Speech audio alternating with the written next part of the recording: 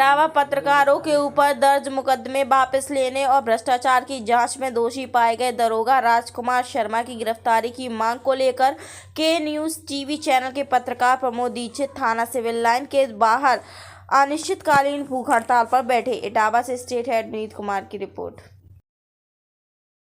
और क्या है, अरेस्टिंग क्यों नहीं कर रहे हैं? 20 दिन हो गए मुकदमा लगे हुए।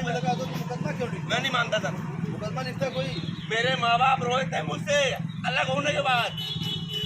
ये सर आपके बच्चे रोएंगे ना, उस दिन एहसास हो जाएगा सर।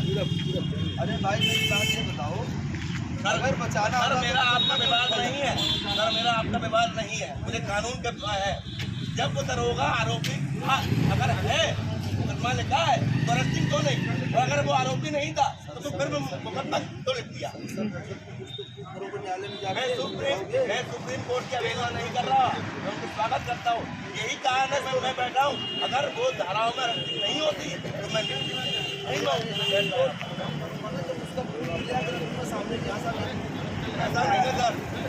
इतने आरोपी मैं आपको दिखा दूँ, आपके थाने से आपने ही कार्यकाल में इनकी जांच नहीं हुई है, जांच बाद में होती है।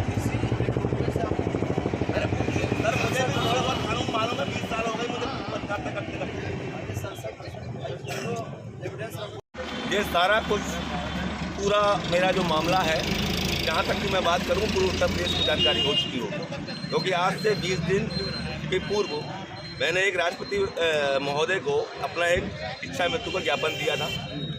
इच्छा मृत्यु मैंने मांगी थी, वो इसलिए मांगी थी कि हम सभी पत्रकार लोगों पर ईमानदारी से काम करते हैं, खबर दिखाते हैं, बिना वेतन के हम लोग काम करते हैं।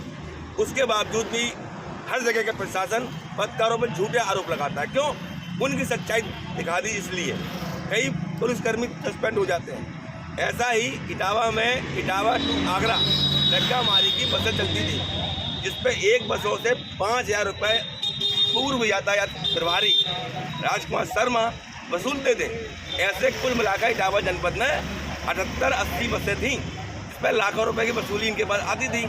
हमने अपनी खबरों के माध्यम से वो प्रशासन के कहने पर प्रतिबंध हो गई, तो आज भी प्रतिबंध है। एक भी डग्गा मारी बस अब नहीं चलती है। अब वो वसूली खत्म हो गई उनकी।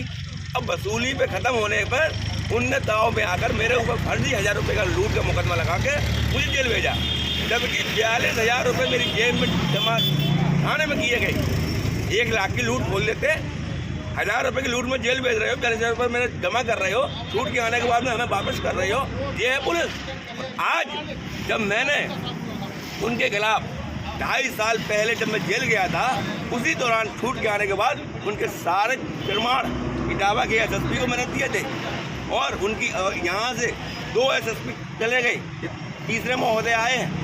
2.5 साल से जाँच ही हो रही थी, तब जा करके जब मैंने इच्छा मृत्यु मांगी है, तब ADG महोदय के आदेश के अनुसार उनके ऊपर गंभीर धाराओं में 420, 467, 468, 471 और 409 के धाराओं के IPC के तहत मुकदमा पंजीकृत किया गया। और अब बोल रहे हैं विवेचना होगी, मतलब उनकी विवेचना होगी।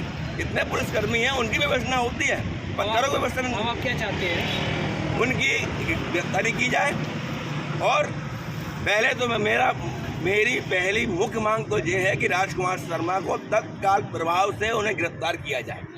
रही बात मेरे मुकदमा वापस लेने की, तो शासन और प्रशासन जैसे चाहे वैसे जांच करवा ले। अगर मैं सही निकलूं तो मेरा मुकदमा वापस ले लें।